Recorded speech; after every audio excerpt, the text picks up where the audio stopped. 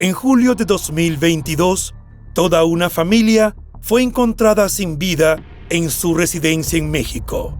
Pero a pesar del horror que representó la tragedia, las autoridades tuvieron una pizca de esperanza cuando hallaron a 3 sobrevivientes, 2 pequeños y una mujer embarazada, hija y hermana de las demás víctimas. Lo que en un principio empezó como la historia de una heroína, terminó con el descubrimiento de una red de secretos, engaños y codicia. Hola a todos, yo soy León y los invito a quedarse hasta el final de este video para que descubran todo lo que ocurrió en este impactante caso. Pero antes de empezar, me gustaría saber desde dónde nos ven. Nos encanta saber hasta dónde llegan estos relatos de la vida real. Comencemos.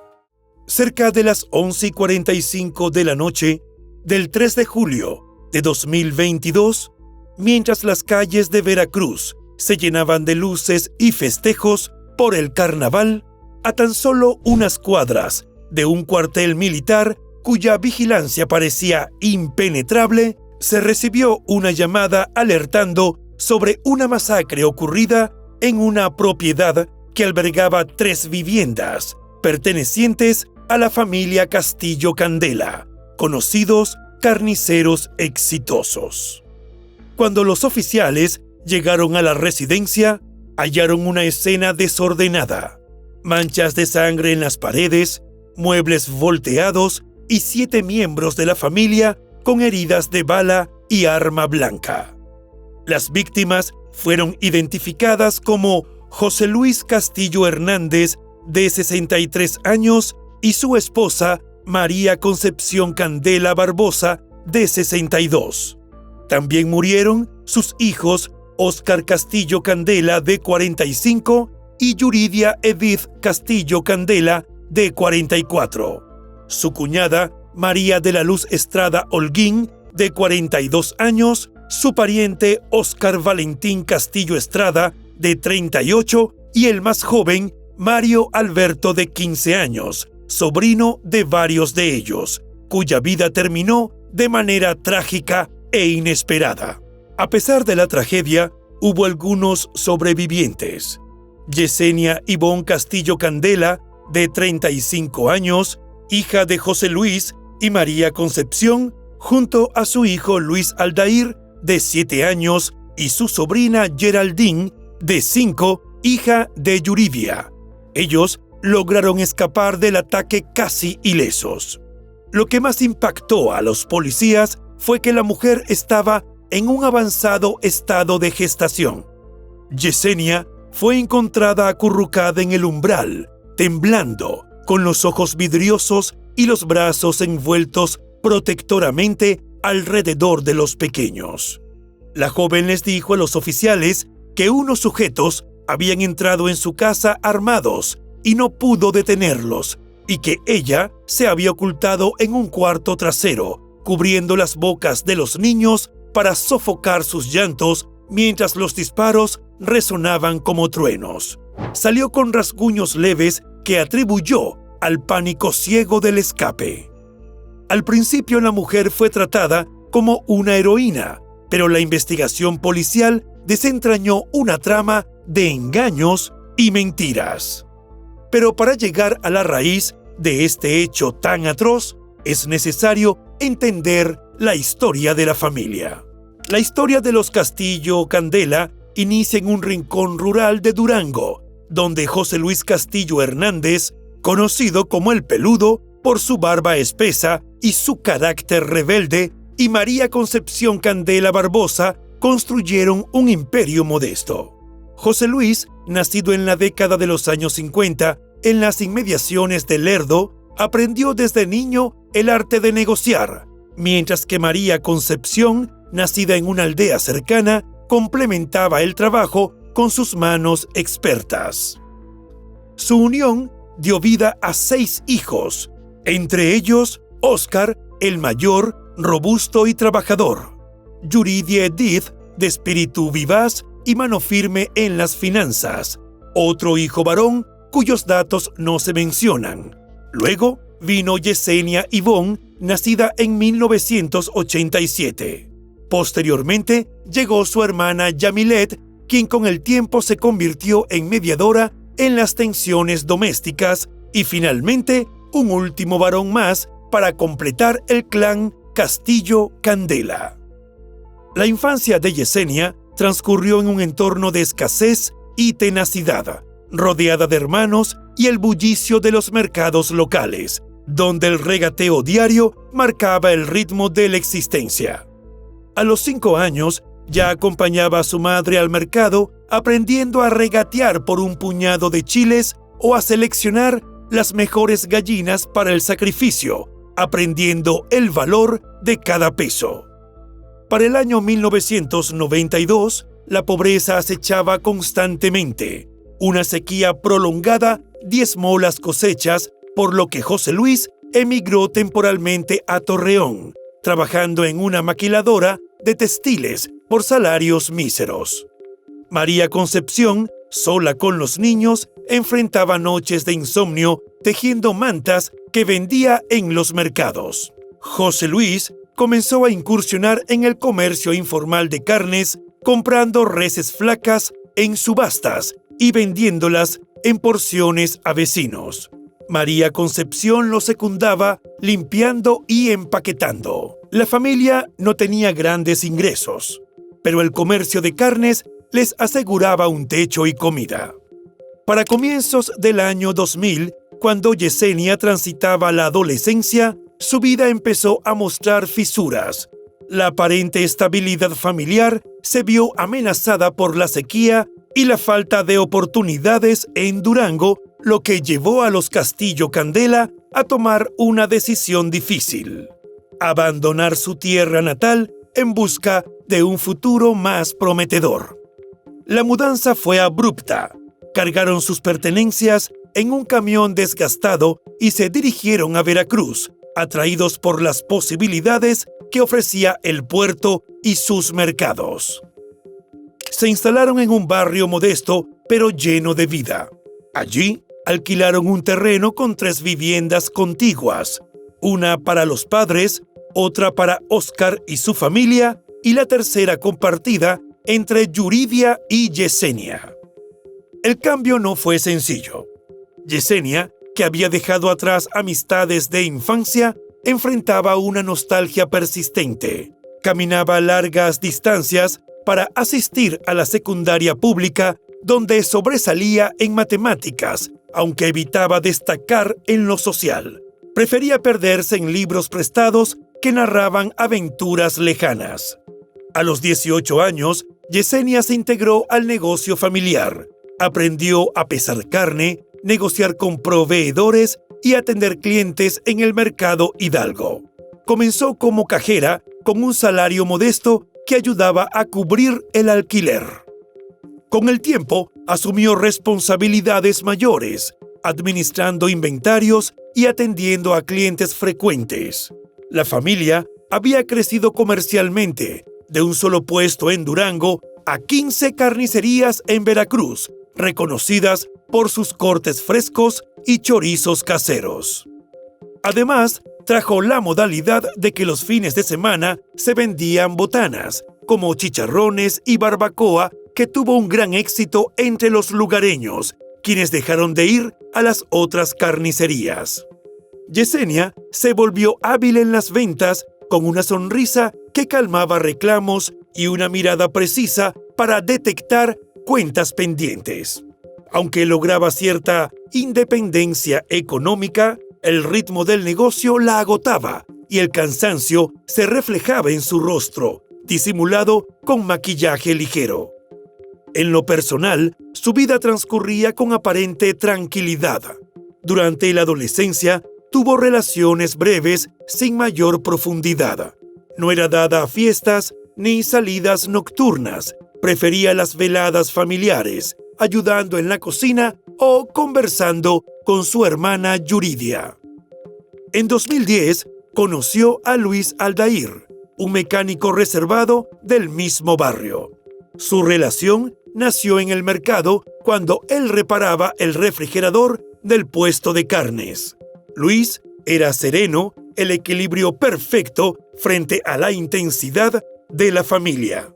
Se mudaron juntos en 2012 y 3 años después nació su primer hijo, Luis Aldair Jr., un niño alegre que llenó el hogar de risas y juguetes. Aunque no formalizaron su unión, vivían como pareja estable, compartiendo domingos en la playa y planes de ahorro para una casa propia. Luis colaboraba en el negocio, recogía insumos y cuidaba al niño durante los largos turnos de Yesenia.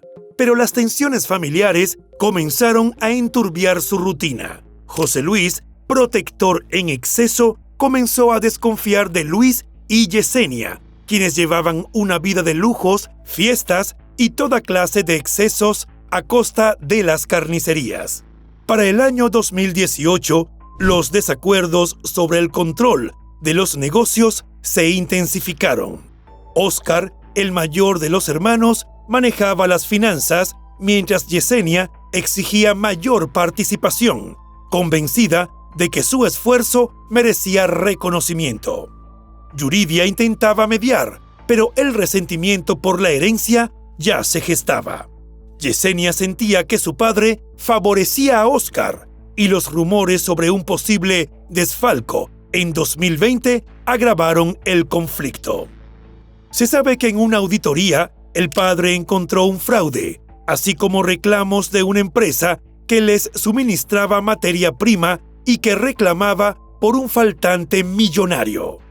La suma del fraude perpetrado por la hija y su pareja presuntamente era millonaria, y eso puso muy mal a la familia, sobre todo al padre, que estaba haciendo lo posible por enderezar la empresa. Al descubrir irregularidades en las cuentas que ella manejaba, José Luis le retiró parte de la administración y decidió heredar en vida, dando mayor porcentaje a sus otros hijos, lo que provocó silencios incómodos y miradas de desaprobación por parte de Yesenia. Óscar y Yuridia se alinearon con su padre y Yesenia comenzó a sentirse excluida. En las noches le decía a su pareja que también tenía derecho a lo que habían construido.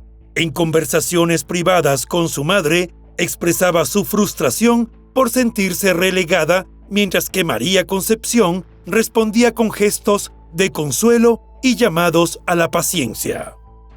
El segundo embarazo de Yesenia, descubierto en noviembre de 2021, pareció traer una tregua.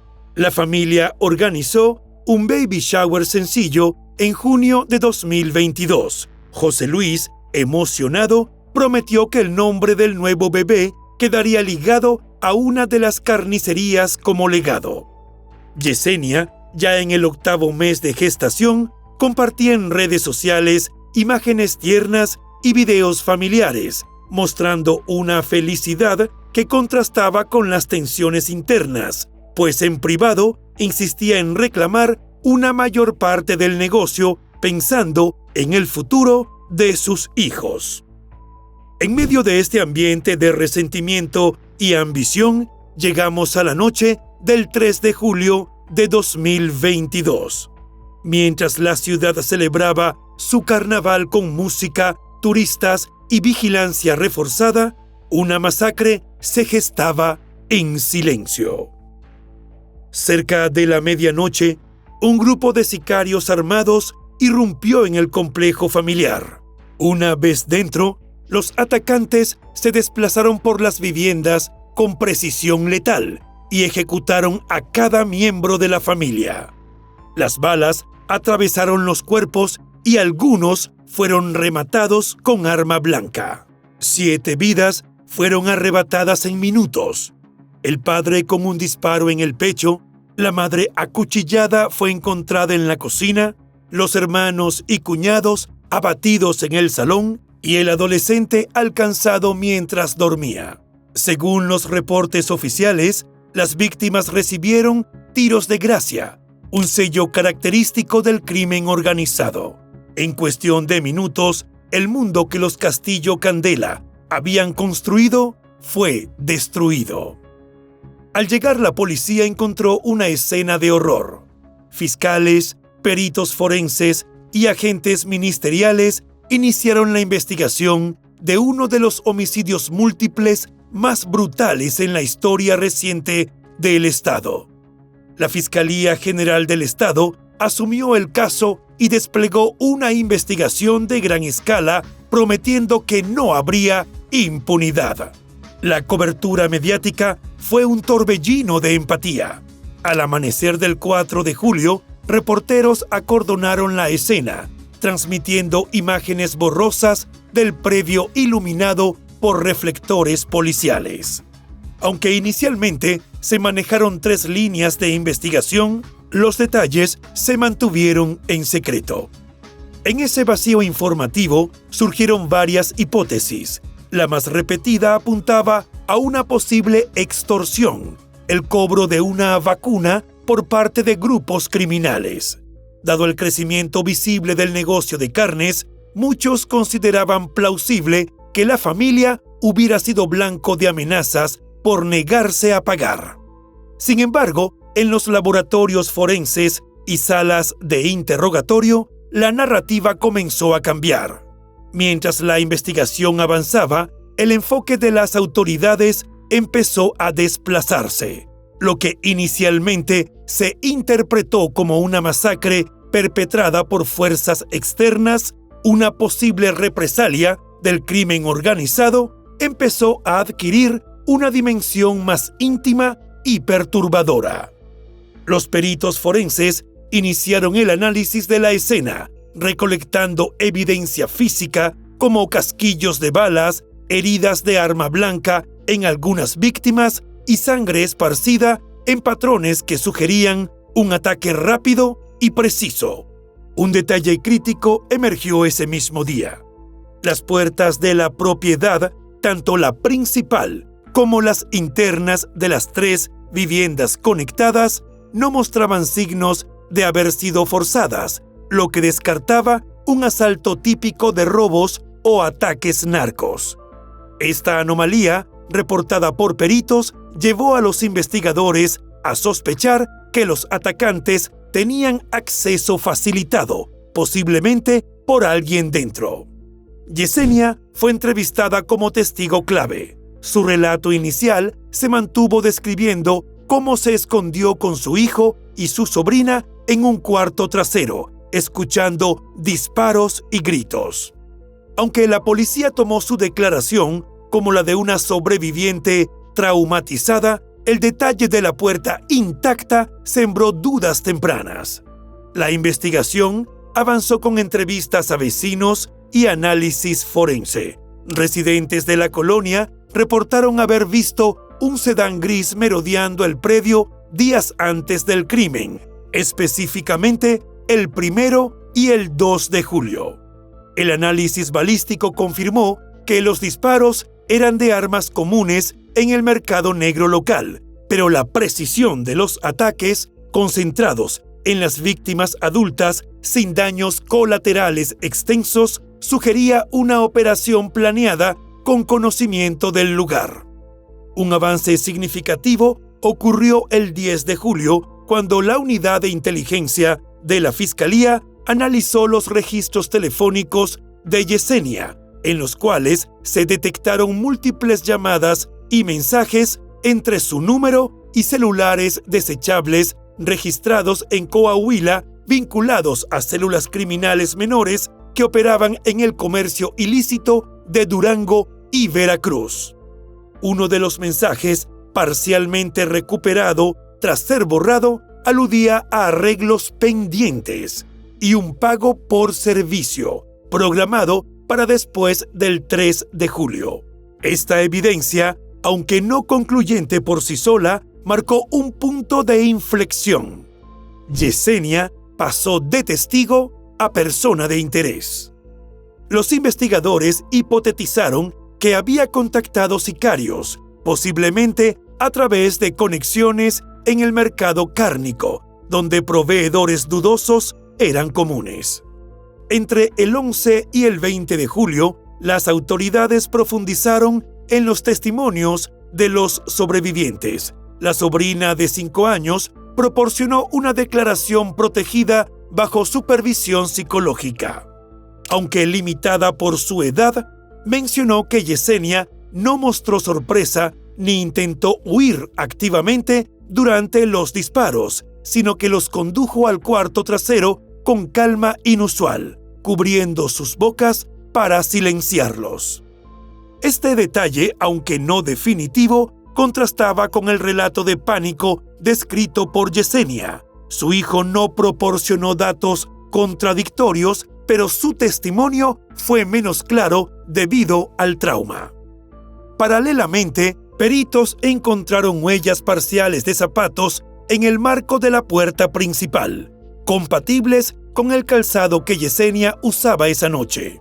Aunque no eran prueba directa de ejecución, sugerían que ella manipuló la entrada antes o durante el ingreso de los atacantes. Asimismo, las cámaras de vigilancia cercanas captaron el sedán gris que mencionaron los vecinos, abandonando la zona poco después de la medianoche del 3 de julio, pero la calidad del video no permitió identificar los rostros. La fiscalía trianguló estos hallazgos con el móvil económico. Las disputas por la herencia del negocio familiar y un lote en Durango, mencionadas por familiares en entrevistas, apuntaban a Yesenia como alguien con motivos para eliminar a los principales herederos, sus padres y hermanos. A finales de julio, los detectives rastrearon movimientos financieros en cuentas asociadas a Yesenia. Según los registros, se detectaron transferencias sospechosas desde una cuenta personal a un contacto en Coahuila realizadas días antes y después del crimen. Lamentablemente, es la hija del dueño de las carnicerías. Es triste, muy lamentable. Se tienen indicios claros de las motivaciones que se dieron. El 2 de agosto de 2022, Yesenia fue arrestada en Ciudad Lerdo, en un operativo coordinado entre fuerzas de 3 estados. El despliegue fue desproporcionado. Un grupo armado para arrestar a una mujer embarazada y en duelo. La imagen de Yesenia esposada, escoltada por agentes, se convirtió en símbolo de una investigación que ya la había condenado ante la opinión pública. Al ser detenida, suplicó por la seguridad de su futuro hijo. Fue trasladada a Veracruz y presentada ante un juez, quien la vinculó a proceso por 7 cargos de homicidio doloso calificado. Dada la gravedad de los cargos, se le impuso prisión preventiva oficiosa, una medida que la mantendría tras las rejas durante todo el proceso sin posibilidad de fianza. Días después, dio a luz bajo vigilancia estatal. El nacimiento de su hijo dentro de un penal añadió una capa de complejidad emocional al caso. El bebé, hijo de una mujer acusada de acabar con la vida de sus propios padres y hermanos, comenzó su vida en una celda. Por ley, se le permitió permanecer con su madre en un área materna de la prisión, aunque su futuro era incierto. El proceso judicial, por su parte, avanzó con dificultades. En diciembre de 2023 y mayo de 2024 se renovó la vinculación a proceso a pesar de los amparos presentados por la defensa, que alegaba la ausencia de pruebas directas como armas o identificaciones de los sicarios. El juicio oral comenzó en enero de 2025, captando la atención nacional. En la sala, fiscales y defensores presentaron versiones diametralmente opuestas, cada una intentando imponer su verdad en medio de un ambiente cargado de mucha tensión. La fiscal construyó su caso sin confesión ni arma homicida, apoyándose en pruebas circunstanciales como registros telefónicos que la vinculaban con presuntos cómplices antes del ataque y testimonios de testigos protegidos que, según afirmaron, la señalaban como la mente detrás del crimen. Para los fiscales, su supervivencia no fue casualidad, sino parte de un plan meticuloso. La defensa intentó sostener que Yesenia había actuado bajo coacción paterna y que su rol era el de una sobreviviente. Sin embargo, las evidencias presentadas, como los videos de vigilancia que mostraban su salida del lugar sin signos de pánico, terminaron por debilitar esa versión. La Fiscalía, por su parte, solicitó una pena ejemplar, hasta 70 años de prisión por cada víctima, pero el temor de una sentencia acumulada, 490 años, se instaló entre sus allegados. El 6 de octubre de 2025, la jueza dictó sentencia. Yesenia Ivonne Castillo Candela fue hallada culpable por homicidio doloso calificado. La condena se formalizó el 15 de octubre, 20 años de prisión, acompañados de una reparación económica de 6.1 millones de pesos, 875,000 por cada víctima y la suspensión de sus derechos políticos. Mientras la Fiscalía y varios familiares inconformes solicitaron su intención de apelar, buscando que el delito se reclasificara como homicidio calificado, lo que permitiría una pena mínima de 70 años, la defensa de Yesenia anunció que también apelaría, convencida de que se había cometido un error judicial.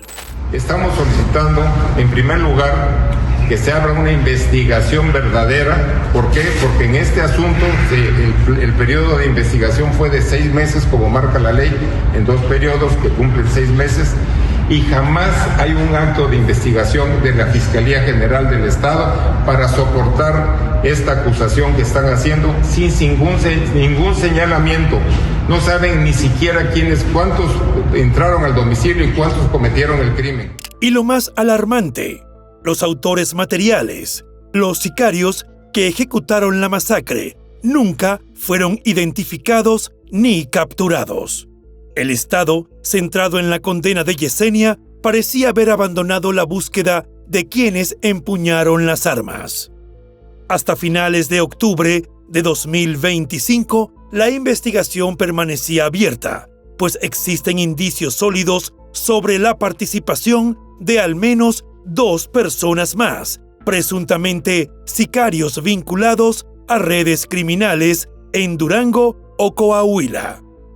Los autores materiales siguen prófugos, las versiones se fragmentan y las preguntas más incómodas persisten. ¿Cuánto pesa el resentimiento heredado? ¿Cuándo se rompe el lazo de sangre? ¿Puede una traición familiar eclipsar años de silencio y dolor? ¿Y ustedes qué opinan? ¿Creen que 20 años bastan o Yesenia merecía más? Hasta aquí el caso de hoy. Gracias por acompañarme. Hasta la próxima.